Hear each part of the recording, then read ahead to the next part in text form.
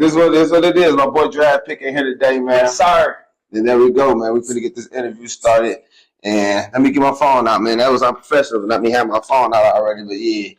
Now, first of all, tell me the origins of Draft Pick. Like, where did this all begin at? Where did Draft Pick begin at? So I lived in Las Vegas in my high school years. Okay. And my rap name was the #1 Draft Pick. And I used to go to 98.5 with Mike B. And that's how I actually met my man Blaze 5. Shout out to Blaze 5. And he used to let us rap on the show, Freestyle Fridays. Mm-hmm. And he was like, yo, the name #1 Draft Pick is too damn long, man. You got to cut that. He's like, man, we're just going to call you Draft Pick.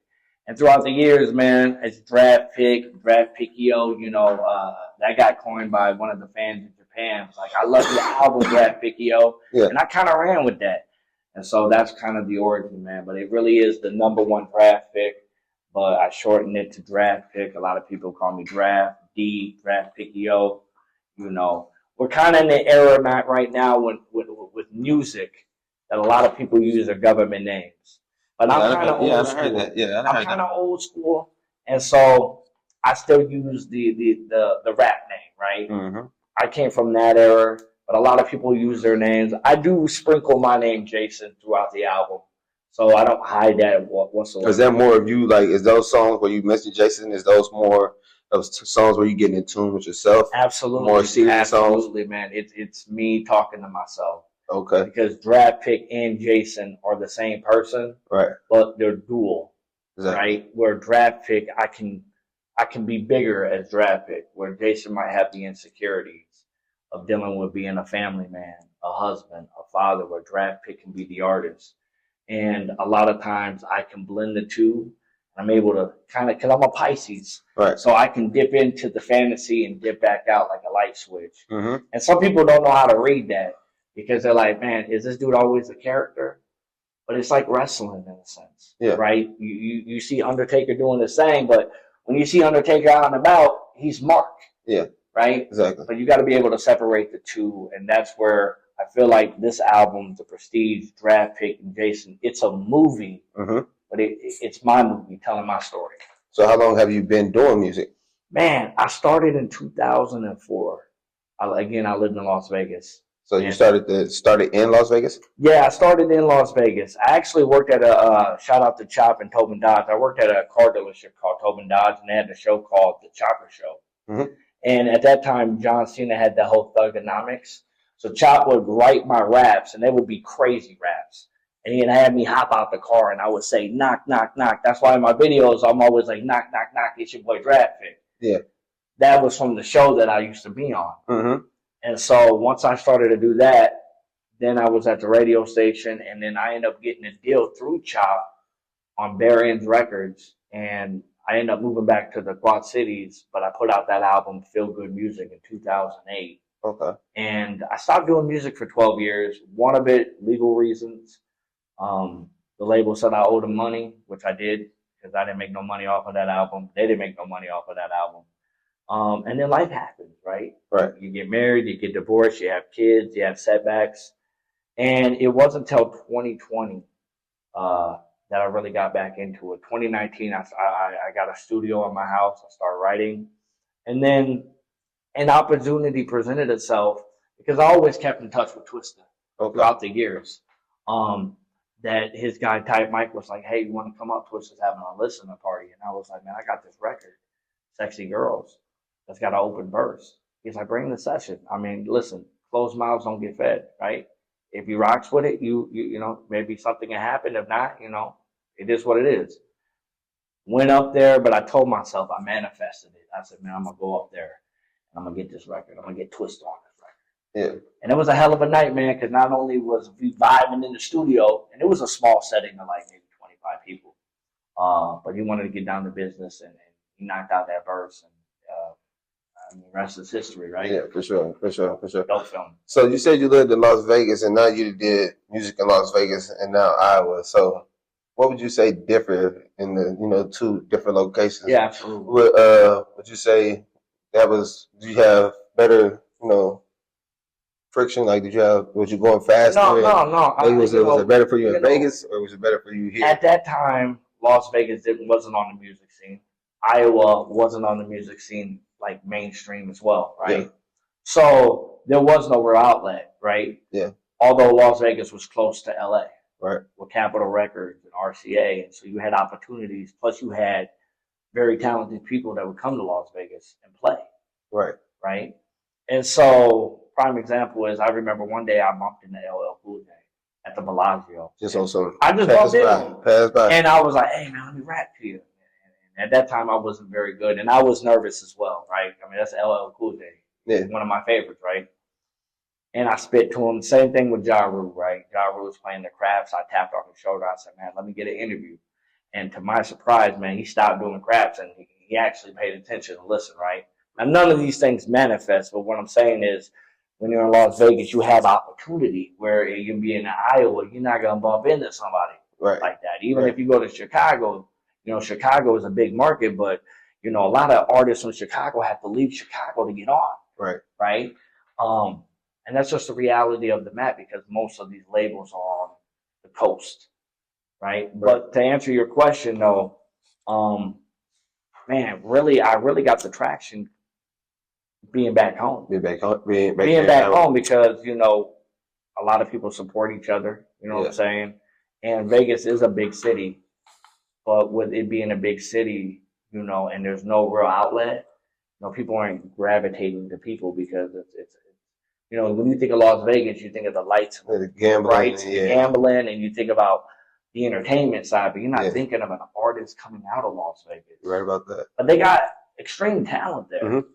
But it's the same thing with Iowa. When you think of Iowa, right, most people are not thinking rap. Right. They're thinking maybe country. They're thinking maybe, you know, obviously they're thinking Caitlin Clark, right? Right. That's kind of the new trend, right? But it doesn't matter if you're in Iowa, Las Vegas, or near Montana. Talent is talent. Talent's all over the place. Yeah. Right?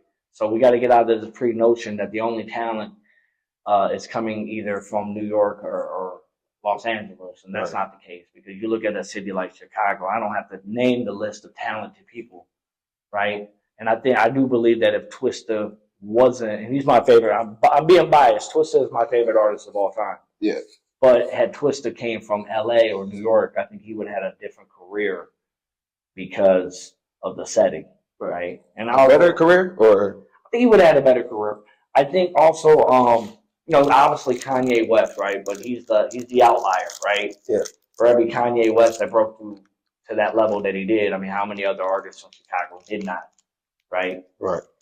But you know, he's an unbelievable talent, and like I said, talent will always trump anything else. But you mix the talent with the skill set and the work ethic and some discipline and humility, and that's a perfect recipe of being great. Facts. Okay. So, one of my questions is I want to ask you, so what inspires you to do music? Like, what keeps you going, like, to the point that you just, like, I'm going to keep on going and going and going and going and going and going? I think it's, kind of a mixed bag of answer I'm about to give you, but I'm going to land the plane. I'm very tunnel vision, and it's not because I think I'm better than anybody. I'm not a narcissist, right? I'm a very humble person. I'm a very down-to-earth, ground-level individual. You know this, 20. Yeah, for sure. But when I'm in the pocket of creating music, I'm very much in a tunnel vision, so I don't really pay attention to what other people are doing. I don't follow trends. Oh, this is hot, so let me jump on that to see if I can get a wave. I do the feel-good music. I stay in my lane because, one, I'm comfortable in it, and two, that's what I know, right? And I grew up in an era that I felt like hip-hop was a golden era of hip-hop in the 90s and the 2000s. You had the R&B fusion with the rap, with the pop.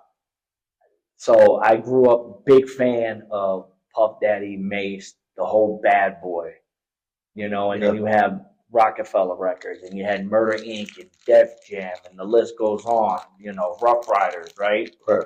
But I always felt like Puff and the Bad Boy had the blueprint of what worked.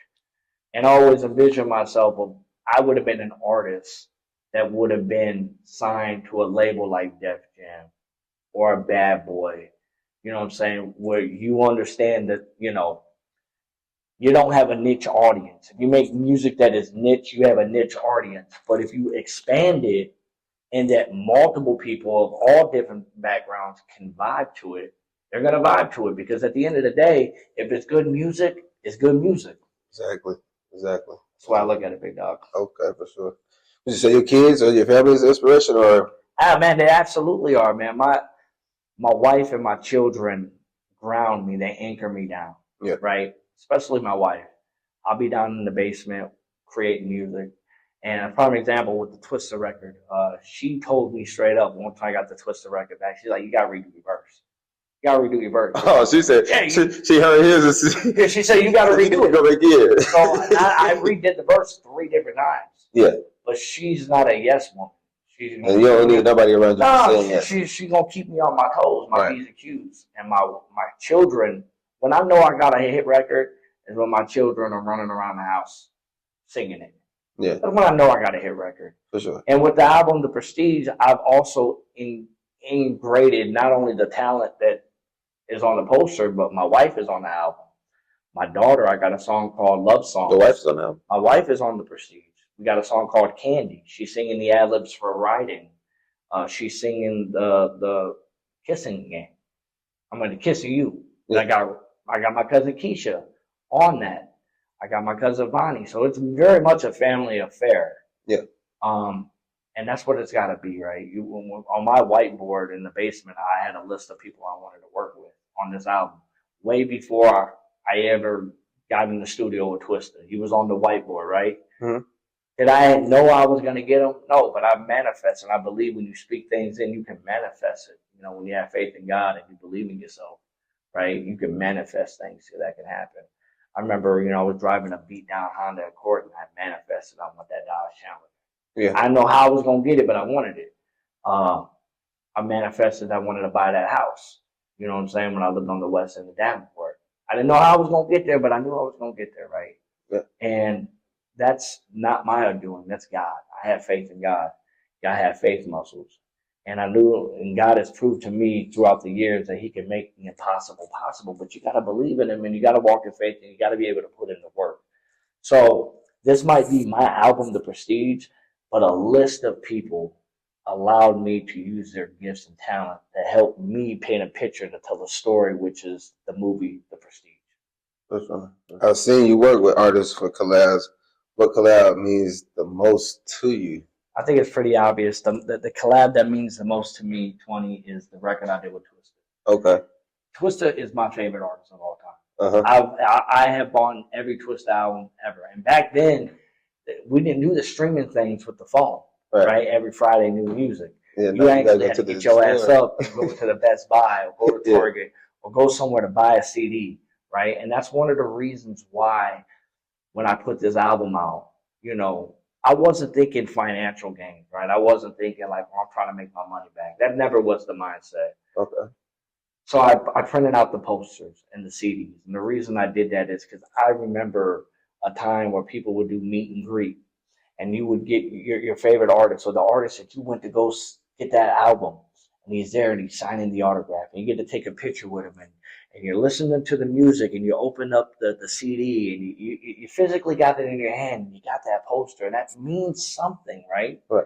And I get it. We live in a different era now where it's all digital, but I'm, again, old school. So when I meet people and they want to, hey, man, I really like your album.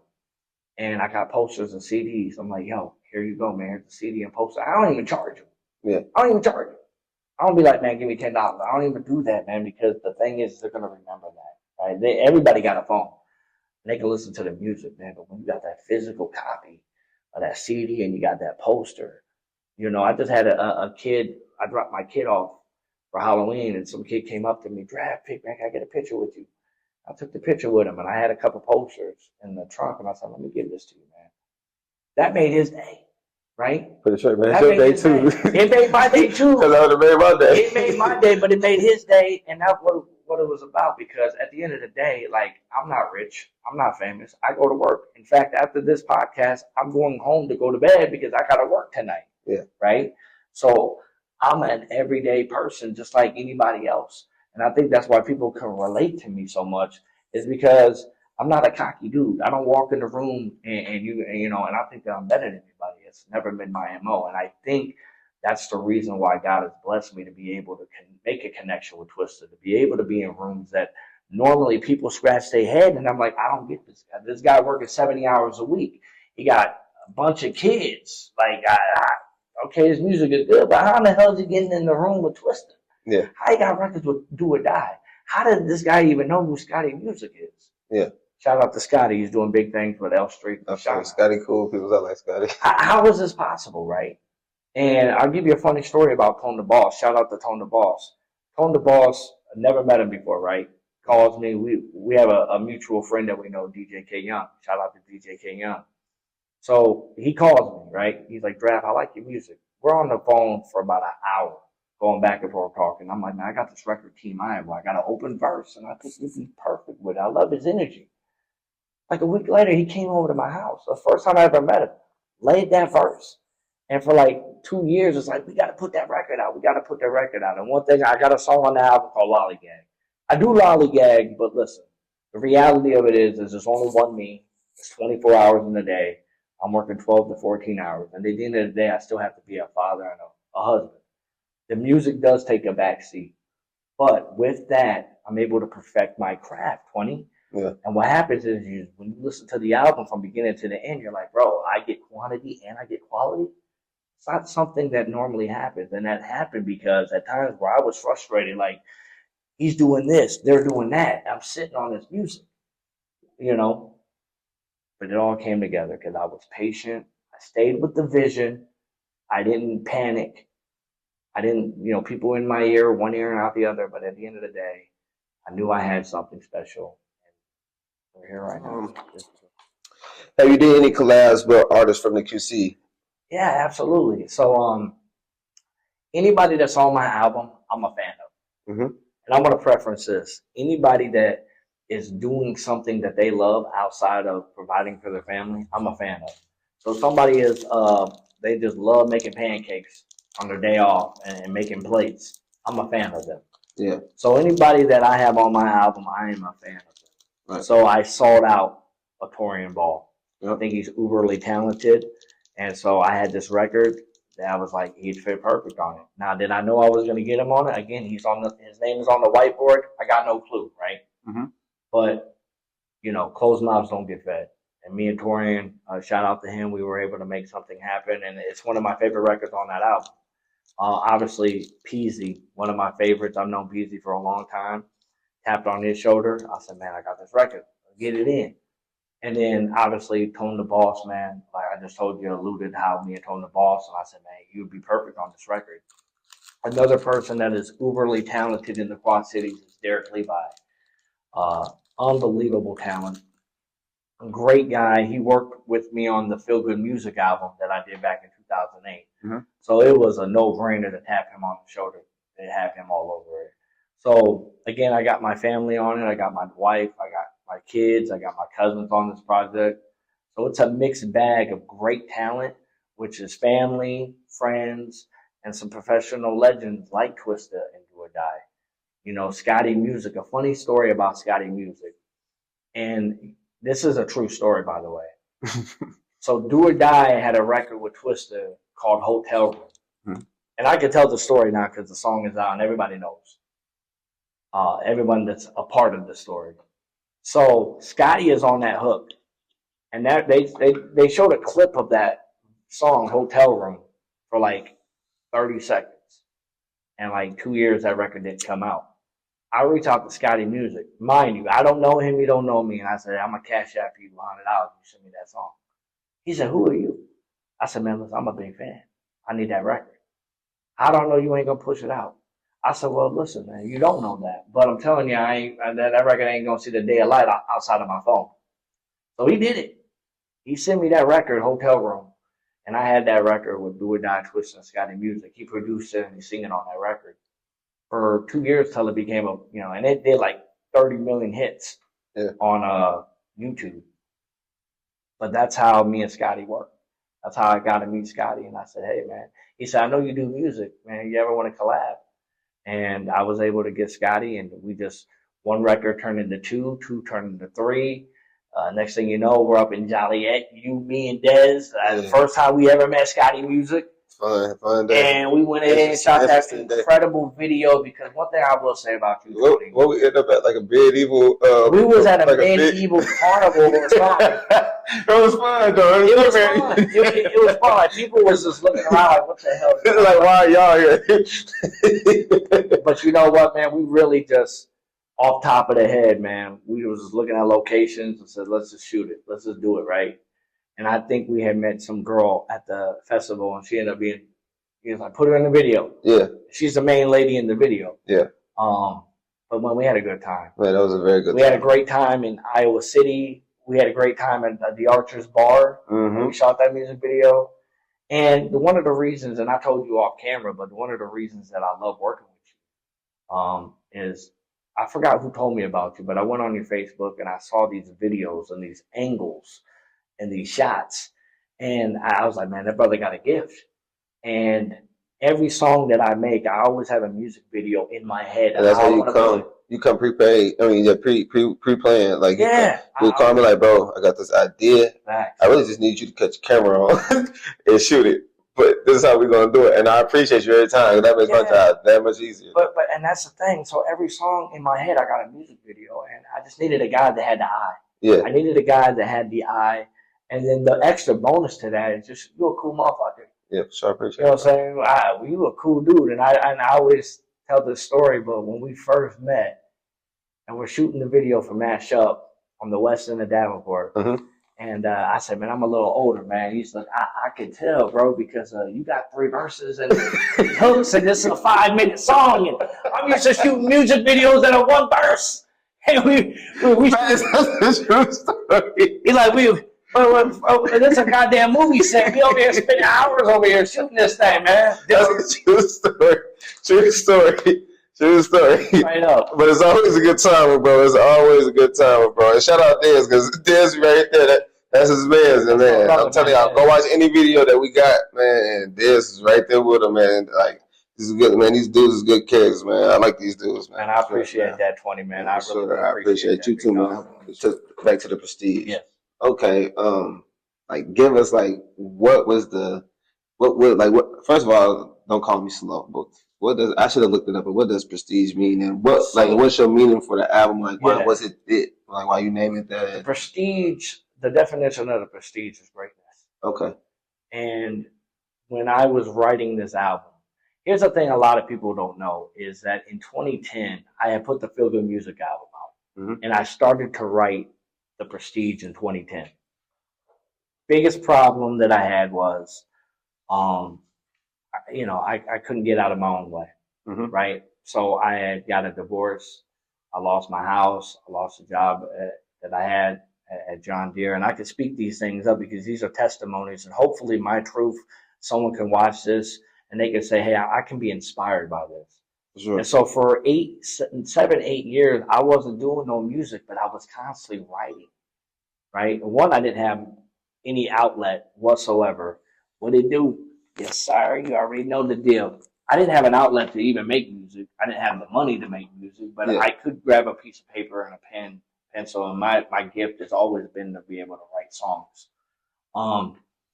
And so I eventually, man, I was able to put it together, man, and with God, with my wife, with my family, I was able to slowly put the pieces together of my life back together, which I was able to do the music, and it transpires through the music. And so the Prestige to me means the best version of myself. So when people listen to not only this album, but the B-side, because it's collectively one album, but I split it in 2. Right. Kind of like how Justin Timberlake did the 2020 Experience. And I did that intentionally because I want people to digest. If I put it all out there, that's too much, right? But they digest the first part of it, right? Which is 22 bangers. But when you listen to the beginning to the end, it's a story I'm telling. Yeah, I got radio records, I got female records, but I'm telling a story within the whole album of believing in yourself and betting on yourself. And it doesn't matter if nobody in the room, building, city, town, state, country, it doesn't matter if nobody believes in you. And I always tell my sons this when we're in the gym. The biggest opponent you have in your life is yourself. When you look in the mirror each and every day, that is who you're fighting. That's my competition is me. 10 years from now, I want to be that version. And when I get to that version, I want another 10 years. So I'm never going to meet that guy. I'm never going to meet that guy. And that's the point. But I'm always chasing 20. Yeah. And with me chasing is the reason why I can be great. I'm trying to be great. But the album, The Prestige, is literally the Rocky Balboa story in music. That is my story. Yeah. Of humble beginnings, of falling. I'm imperfect like anybody else. I don't judge nobody because that's throwing rocks in a glass house. Right. I made a million mistakes. I'm going to continue to make a million mistakes.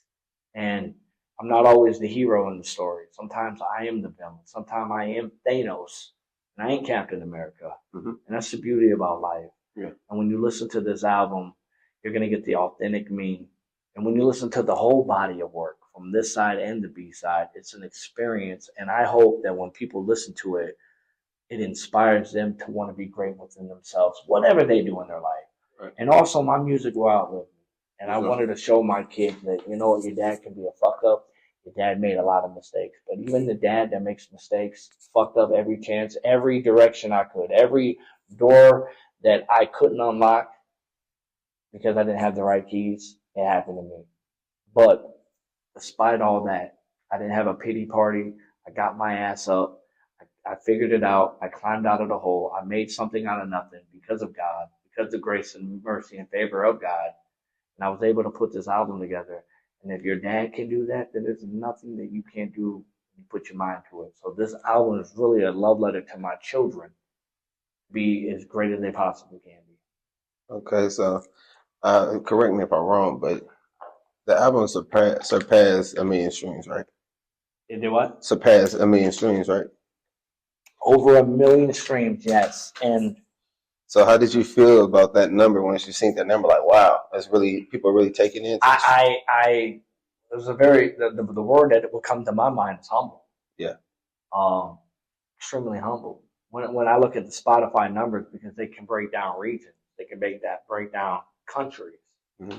And when I see big streams coming out of Japan, New Zealand, Australia, Russia, the UK, I get more streams overseas than I do in my own state.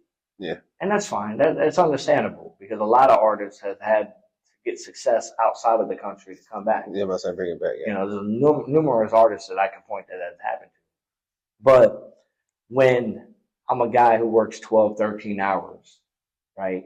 And they don't know this. People don't know. They only see what they see on social media because I post what I allow people to see. Yeah. They don't see the knit and grit. They don't see the grind. They don't see the tiredness of working 13 hours at night shift at that, right? And you're trying to make a way out of it. You know, I got to pay the mortgage, right? I got to put food. A lot of people count on me, right? And so the music has to sometimes take a back seat because dad's got to handle his business, right? For sure. But when I get an email or a text or a tweet or something of anybody saying, hey, man, I really like you out. I really dig it. That means the world to me, especially when it's from a part of a country I've never even visited. Yeah. You know, when Japan, I'm streaming in Japan, that's crazy. I've never been to Japan, you know. It's a humbling experience. So to land your question, it's just a humbling experience, man. And listen, I get it. 1 million streams in the grander of things. Obviously, I can't quit my job, right? I can't quit what I do for a living.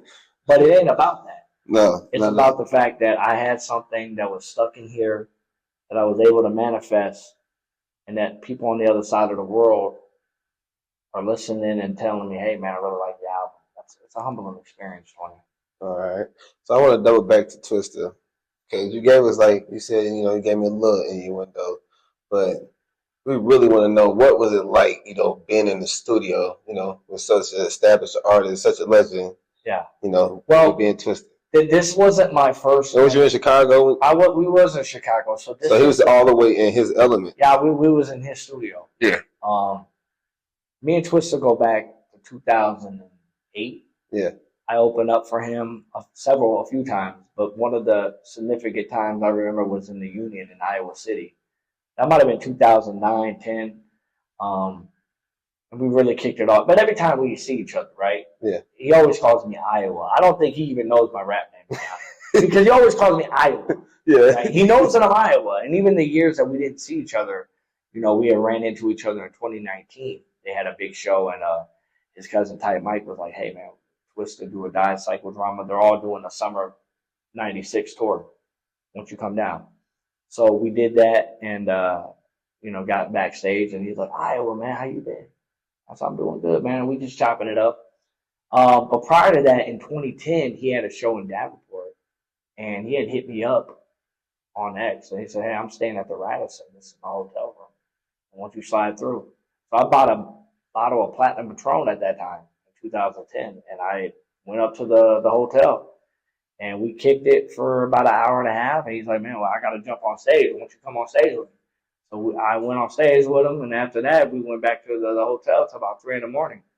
It was me, him, and at the time, I'll tell you a funny story. So he was playing a record that he had with Shauna at the time, and I was like, "That's the closest I'm ever gonna get to a Twista verse."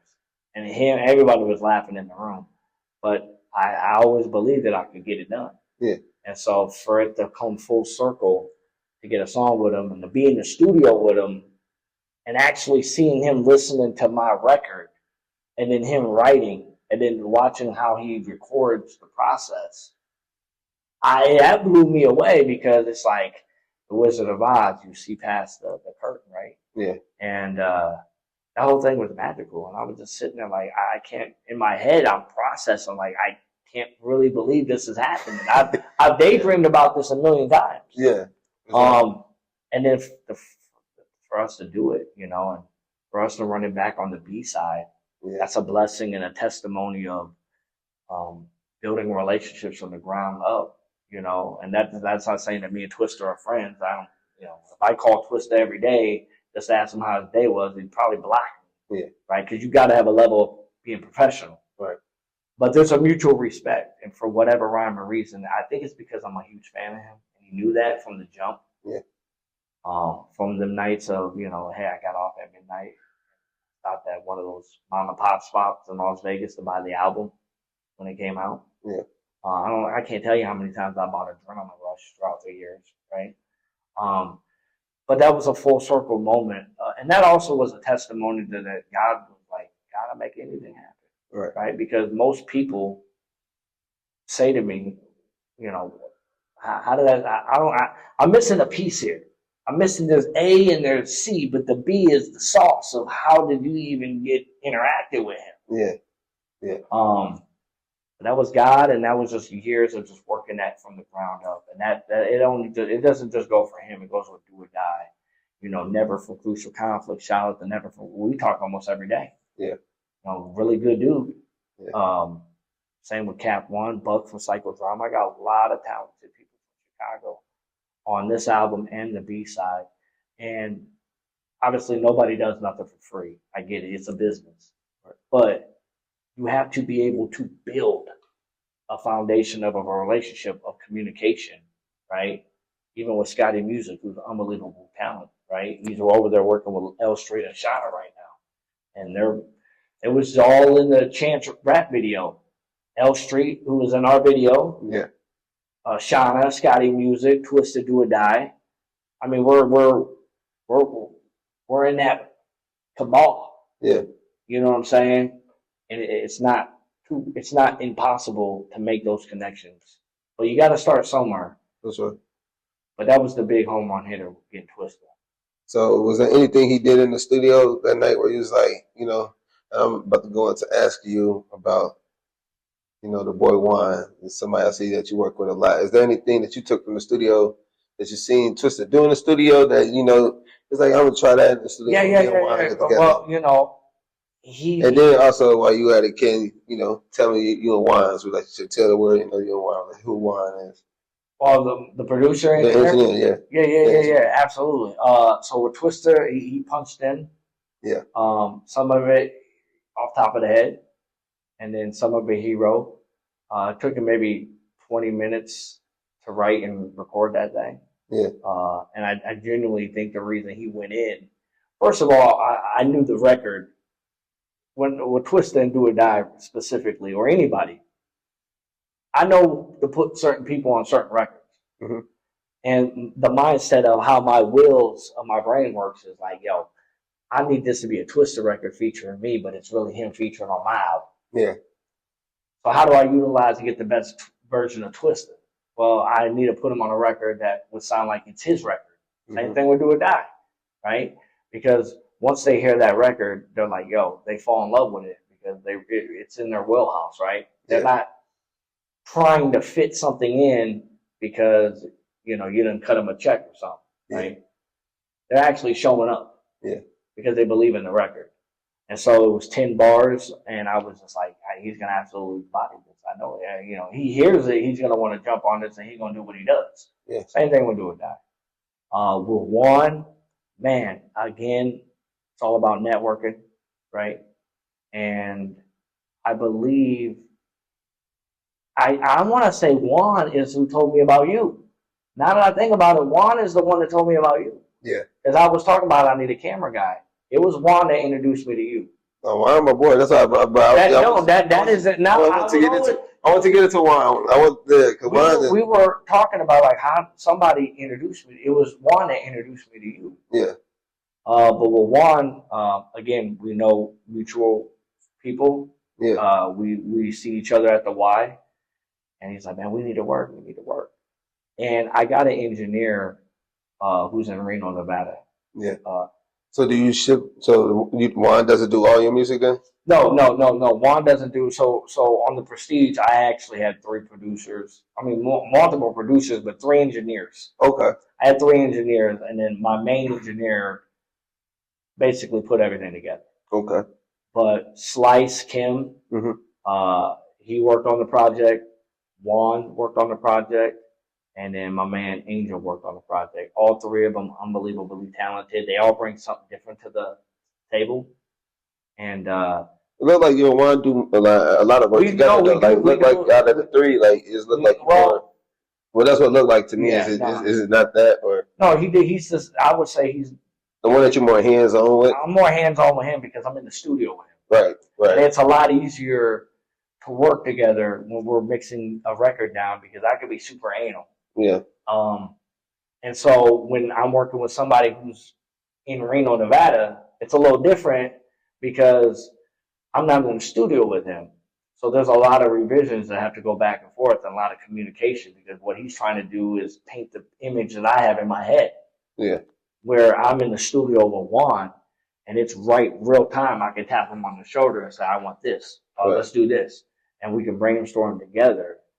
And so that's why I like working with Juan. Plus, he's a great guy. Yeah, no, very cool. He's very talented. Very cool dude. Yeah. And so jack of all trades. So he's a jack of all trades. Jack of all trades. And so me and Juan currently right now we're mixing the B side right now. So when you see me in the studio with Juan, we're mixing that B side down.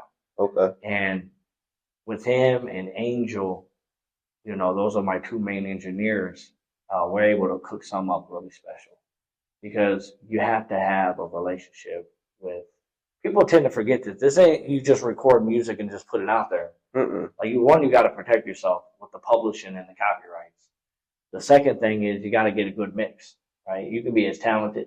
Twista can be unbelievably talented, but Slice did that mix on Sexy Girls, right? It wouldn't sound phenomenal. So I had to stop the conversation there because I heard you talk about publishing and copywriting. So that what you saying, I would assume that a lot, if not all, your music is original music. You own all of your music. I own all the masters. So to the artists out there, you would encourage them to own their music. I would encourage people to own their masters, to own their music. Own what about the instrumentals? Well, here's the thing. A lot of times, man, if you can get the stems, it can get pricey, right? It can absolutely get pricey, and not everybody is ahead of the game with a $1.5 million budget. I certainly know I'm not. Right? So a lot of times you might have to lease a beat, right? But you get the stems, right? And you read you get contracts and all that stuff. Everything is on paper. I get a feature with somebody, even if it's Derek Levi, it's on paper. My wife, it's on paper. Yeah. Right? There's got to be a paper trail simply because you got to protect yourself, right? Right. Because, a lot of these companies, a lot of these labels and the A&Rs, man, what they do is they try to buying records for mainstream artists, and they'll fuck you over any way they possibly can, right? I mean, need I say more about what's going on with Kevin McCall, right? Right. Now, part of that is he did that to himself, right? I don't think I would have burned a bridge with Chris Brown, but that's just me, right? But I also wasn't in those rooms, right? Right. But your negotiating power is at the table in the beginning, right? And so I try to be extremely fair, right? I won't put nobody's business out there, but there was an artist I wanted to work with, and he told me he wanted $1,000 for the feature. And I said, well, listen, if we do that, you have to sign some paperwork. I got to have a paper trail on everything. When it comes to money that I'm spending with rights, right? Percentages, rights. Yeah. And if they're willing to play ball, which most of them are, because they understand what it is, then we can make something happen. Right. I wanted to get a record with an individual, and we weren't able to make it happen because I didn't like the terms. Right. And the money wasn't the issue, but it was the terms of how I wanted this record. And so it didn't manifest. Right. So I went a different direction, and it is what it is. But at the end of the day, it's a business, and you got to protect yourself, right? Because if somebody wanted to come up and say, hey, I love the Prestige, but you're just not the guy of the look, but we want to buy your catalog, right? We want to buy all your music. We want to buy your masters. They want to cut me a check. Yeah. You know, and whether there's somebody who then. Yeah, and I'm protected in that way. Right. And then if you got an artist that then downloaded beats and did all that type of stuff, they can't sell that. No, and you got to be smart with that, man. You got to be smart with that. And, you know, here's a reality that a lot of people, maybe they know or they don't know, right? Is a lot of these producers, that's how they pay their bills. Yeah. They're not selling beats straight out. So they'll release a beat 15,000 times at $200 a pop. Yeah. Right. And they'll give you the leeway. If you're smart enough, you read that paperwork and you know what you can and what's allowed and what's not, right? Right. And you always want to get the stems of those beats because then your guy can maneuver stuff, change things around instead of it just being a straight MP3 or something you just ripped off YouTube. Mm-hmm. Because let's just say you got a beat off YouTube, right? And you just went ahead and recorded it and it's a banger. It's a hit. Yeah. It goes viral. It blows up. Now they knocking at your door. Somebody else gonna be knocking at your door too. Here's the thing: you didn't copyright nothing. Yeah. And so you did all that for nothing. Yeah. You know, and so you got to protect yourself on the business side, and that's another reason why the album takes so long is because the creative part is easy. Sip on some apple pie, get in the vibe, open the notebook up, and let's go to work. That's the easy part. Yeah. The behind scenes of the business side of it is, hey, I got to pay for the mixing. I got to pay for these features. I got to pay for X, Y, and Z, the publishing. I got to pay for the producer. Yeah. I got to pay everybody's eating, but I'm the last to eat off of it. Yeah. Maybe I got to go get my camera guy to shoot a music video. I got to pay for that too. Yeah. Right? And so that's how these bitches are complaining, but that's the reality of it, right? And so I don't think a lot of artists really come out and say that stuff. Right? I don't know if it's some code that you're not supposed to say that stuff. But, I mean, I'm going to be authentic and real and let somebody know, like, yo, I put $20,000 into this, and I certainly ain't made my money back. And I probably will never make my money back. But it's not about that. To me, it's release therapy. Yeah. I needed this. I needed to put this album out for me. And I also wanted to, again, show my kids that they can do anything they put their mind to. But on the business side, you got to dot your I's and cross your T's. For sure. You know, if I were to have you on a song, right, we're going to have some paperwork. For sure. To protect myself. Right. You know what I'm saying? Because let's say Sexy Girls blew up, right? Goes viral and blew up. Well, I'm protected because I own that record straight out. Everything on that record I own. I own the masters to everything on that record. Yeah. And at the time, I didn't tell the producer that I had Twista on. And when the record came out, he called me and said that was a great play. Because I wouldn't have sold you that beat, what I sold you for. If I had known Twista was on it, I would have quadrupled the price. Yeah. Well, he can't do it now because I own it. That's why he called me up and said that was a good play. Yeah, facts. So gotcha. Yes, sir. Gotcha. So we got the IMAs coming up, you know. Yes, sir. In this weekend. You were voted for Album of the Year with the Prestige. So how you feel about that? You know, are you attending? Like, what's the move? Like, what's your thought put on that? Well, first of all, again, I'm grateful. I'm humbled. humility. Yeah. The fact that I put in that hard work, right? When I was in the studio at nights, nobody was there, right? And I had a vision of, I'm gonna get this person and this person. Like the do or die record with Reese G, man. Everybody was spread out. AK was in Texas, B-Lo was in Chicago, Reese was in Florida, Dirty Sock, who produced the record. He was, I don't know where he was, right? So nobody was collectively around. Not to mention my engineer at that time was in Toronto. Yeah. Right. And so I was like, man, I got to get this record out. I got to put this record together because I knew in my head what it was going to be. Right. So nobody was there in that process of all that going down. So for me to be able finally to put the album out, to get over 1 million streams, to get the positive feedback of people, right? And to get recognized for that, I already won. Right? There's no award that they can hand me and I get on stage and be like, thank you. Like I've already won because I've accomplished something that in 2017 when I was donating plasma twice a week just to be able to have fuel and diapers for my baby. The last thing I was thinking about was the album, right? Yeah. In the back of my mind, I'm still writing, but I'm like, bro, this is like, it's, but I didn't want to give it up.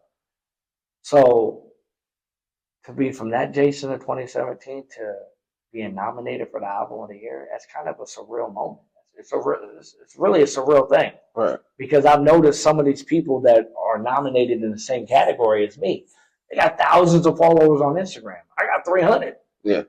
So I know that there was somebody, I don't know his name on top of the head, but he got like 70,000 followers. Right. And he added me and he shot me and this one of the guys that's in your category. Yeah, he texted me and it's like, hey bro, you're dope. Yeah. But I know he's thinking what I'm thinking. Yeah. Like he's thinking like I got thousands of followers, I got the music, I got this buzz. I had never heard of this dude a day in my life. He got 300 followers on Instagram. He got pictures of his family. He got something twisted, and I know they listen to the album. Yeah. And they're probably like, yo, they're scratching their head. Right. Because they're like, where did he come from? But I've always been there. Yeah. I like being the underdog. That's why I say Rocky is always my favorite franchise. Because I am an underdog. I know that I'm super dope. I know that it's a light switch that I can turn it on or turn it off. I can be draft pick and 100% draft pick when I need to be draft pick. And I know how to shut that off. And I can be Jason, the father, the husband, the friend. I can be that guy. But I always treat people respectfully. It doesn't matter. All type of walk of life can come up and talk to me. And they have. Right? I got people that text me all the time that I don't know them personally, but I gave them my phone number through social media. And I'll just say, man, they'll hit me up and I respond like, hey, have a good day. Yeah. Because I'm a regular dude. Like, and even if I had money and fame, I truly believe I'd still be who I am by the core because I've had money and I've lost it. Yeah. I've hit rock bottom and I didn't level up. And in between all that, I still stayed the same of who I am. So it means the world to me that I got nominated. I want to hopefully I can show up, right? But, I work at, where I work at. Right. And so it's a high demanding job. So if things got to get moved, you know what I'm saying? I'm not really in a position, you know what I'm saying? Right. But hopefully I can show up. It's a great honor. It's my privilege. It's my pleasure to even be nominated with a lot of great talented people. I know you were nominated last year. Yeah. And you're nominated this year. So congratulations to you No, on that, big dog, for real, because you deserve it 100%. And I'm glad that we got some representation from Davenport. Yeah, for sure. There's a couple more people. I can't name them all off the top of my head, but I know for sure you're going to be there. I know I'm going to be there. I think I seen Dave Baker. I don't know if you know who Dave Baker is. No. He the DJ up at St. Ambrose. I know I seen him on there. Lawrence Hills, you ever heard of them? No. They gonna they're not all not from here, but Ro Pesci, he from here, and yeah, he gonna be there. There's a couple of people I know that's gonna be there, but and I don't know, and a lot of these people I don't know, right? But I worked with you probably, out of the people that I'm talking about. And yeah. But so you as an attribute to my meaning, you feel me? Me being there, like, hey, like you one of the reasons. Vice versa. We feed off of each other, right? Yeah. Like I had a record, you had the eye, right? Yeah. We collabed on several videos. All of them are phenomenal, right? Extremely professional. They look incredible. You clearly landed the plane. on not one, but all 6 videos that we shot, right? Right. And that meant something to me. And we were able to build that, right? And so even if I don't talk to you every day, or even if we ain't doing right now maybe any business, right? But we built that relationship, right? Where we'll shoot each other a text and bullshit each other about the Ravens and the Bills, right? Yeah. But that's what I'm talking about, building those relationships, right? Of, never burning a bridge, and you never know when you're gonna have to go through a door, right? Right. You and me are eventually down the line, we're gonna work on more videos, right? We're doing this podcast. We talked a couple of days ago. I saw the incredible podcast that you did with Tone the Boss. Shout out to Tone the Boss and you. And I was like, man, that would be a great slot to, one, promote the album, two, bring awareness to the album and the music awards. And I thought it was a great fit, and I appreciate you making the time to make this happen. Oh no, bro! I always got the time for you. You call that phone. Hey, let's go. You hear that time? Funny story about me. I think it wasn't the first video. That wasn't the first video. I think it was the video when we was finna go out of town for the first time, and I was finna ride with you out of town. Y'all there, right? Yeah, and you had texted me like, "What's the address, bro?" And I said, yeah. My address. And I said, what? I said, hold on, wait a minute. What's your address again? And we were literally like next door. Like his house is literally the house like right next door to me. That was crazy. That's crazy. A true story, yeah, man. I was like, come again? You live where? I was like, well, shit, I'm walking over there. You know what I'm saying? Exactly how. Like, it was crazy. But yeah, so I like to talk to parents, because especially I see like you said, you post what you let people see, and you let us see sir. that you taking care of kids, like you love the kids and stuff. So how do you balance that all out, with the music career and the entertainment and and the work, all that? How do you balance that out? My wife is the real MVP of the Huffman household. She really is. Like, I don't give her enough praise. She deserves it, because she holds it down, and she's the anchor for all of us. And she's my anchor, and the kids are my anchor, right? And there were times where I was extremely selfish, right? And I did a lot of bad things and made a lot of bad choices and went left when I should have went right. And, the best, I learned more in life than I ever did in school, right? Life taught me more than any classroom. Right. But you can grow from that. Everything is a teachable moment, right? And I always try to, even when I fall on my face, I try to learn something from that. And so doing this album, like I said, it was a process. It didn't happen overnight, right? The Twister record didn't happen overnight. The Do or Die record didn't happen. The Torian Ball, none of that can't happen overnight. You listen to a 3-minute song and you go to the next song and you're like, this is a banger. But every song and everything has a story. It has an origin story of how that came to be. But really, man, the balance of that is, I think you hear it. Like, I'm happy in my life, where I'm at in my life, right? Like, my home life is good. My family life is good. My marriage is good. I have a beautiful home. I got a dog. I like sipping on apple pie, sitting on my back porch and chilling. And sometimes I don't even go down to the studio, because I'm just like, what's more important right now? Going down there and knocking out a record, or throwing the football with the kids, grilling something out, throwing the football with my dog, hanging out with my wife and my children. And I'm able to balance that. Plus, my career is wide, right? If I know people that hate what they do for a living, and that bleeds into them at their everyday life. I don't hate what I do. Yeah, I work long hours in this third shift, right? But I love what I do. I get a piece of what I do. 6 hours, I'm not talking to anybody. And a lot of people don't know this, but I'm really an introvert. I know it's hard to believe, because some people say it's hard to believe. It's hard to believe that I'm always out partying. It's hard to believe. I really don't. I can't. I don't. I'm really an introvert. Yeah. Like I said, it's a light switch. I could turn it on and turn it off. But most times, man, I really just like to just chill, right? And sometimes people don't know how to take that, because they think, I'm bougie, or I think I'm better than them, or, well, you don't want to hang out or talk to us. And it's nothing to do with that. My time is extremely limited, because half of my day I work.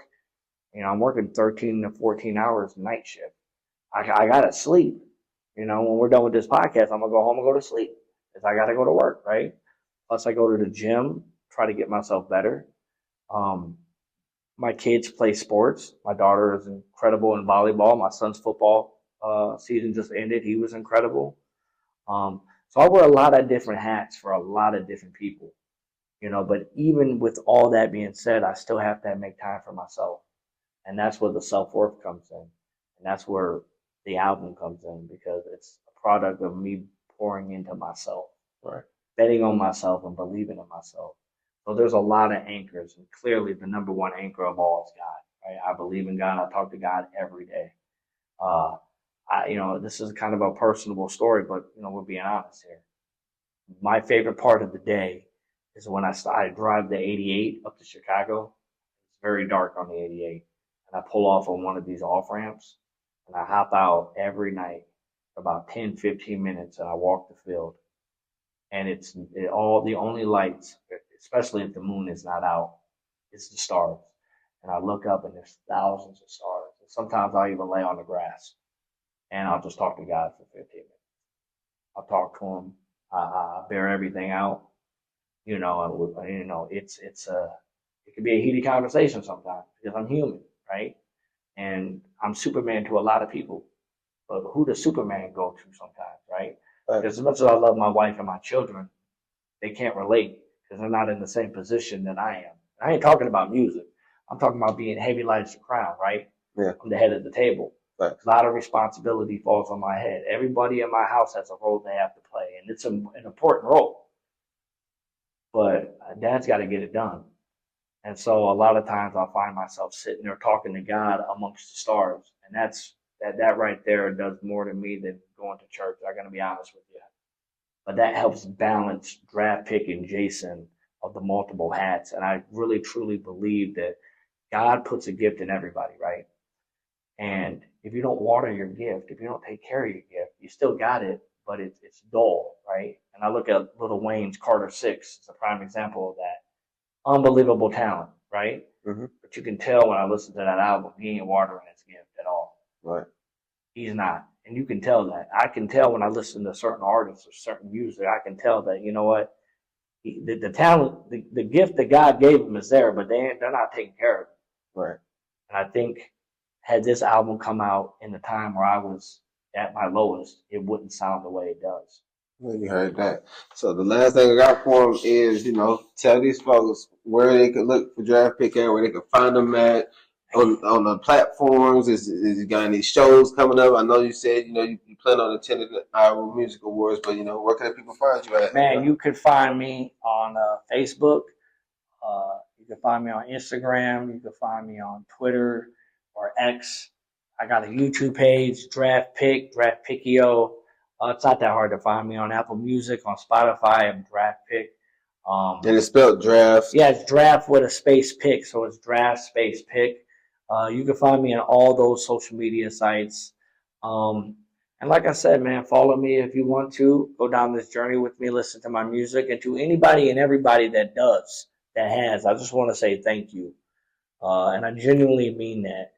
I genuinely thank you guys because, for me to pursue my dream and for you to pursue your dream or anybody to pursue their dream, you got to have courage and you got to believe in yourself and you got to bet on yourself, even when everyone thinks you're crazy for doing it. They think you're delusional, but you need a sense of delusion to do it. And to end this off, there used to be a cartoon called Bobby's World. Mm-hmm. And pull up on that, yeah, but that really is my life, yeah. Right? Like I'm in Jason's world, I'm in Draft Pick's world, right? And anything is possible with God. That's all I'm gonna say. Yeah, for sure. Well, bro, man, I appreciate you for coming on the platform, man, and man, speaking your truth, man, letting people know how you feel and all that, bro. Like you said, you're gonna be attending the Iowa Music Awards, man, and I know I'm gonna be there. Like I plan on being there, so. Man, I hope to see you there, We're bro. Speaking into existence, man. We both win, 20. Oh yeah, man, we is gonna win. Come on, and if I don't win and you win, hey man, let me hop up on stage. And if I don't win, hey, my boy, hey, come on, Draft, we up here. You feel me? So. And I want to end it by saying this real quick. It's Team Iowa, black and yellow, kapow.